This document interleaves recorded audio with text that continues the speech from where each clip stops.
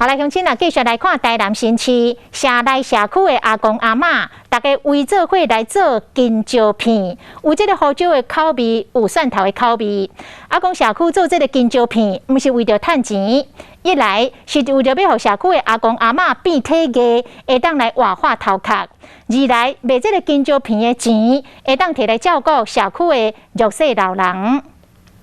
台南新市社区的阿公阿嬷真无闲，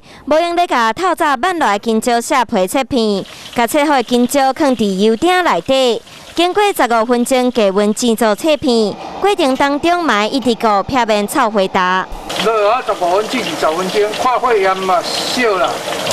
，6分啦。是，不是遐大呢？无啊，你即摆你内底爱甲拿起来，较袂透会打。 协会总干事讲，家己厝内有3分地做互别人种金蕉，因为发现金蕉的价销真低，农民放弃收成，所以甲金蕉再来和社区志工做伙做金蕉切片。一开始是送互亲戚朋友来试食，不过食过的人拢讲赞，阁会使照需要加胡椒盐、蒜头等等的口味。后续阁有人来甲社区落订单。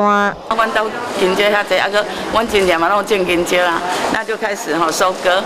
有就甲收起来做，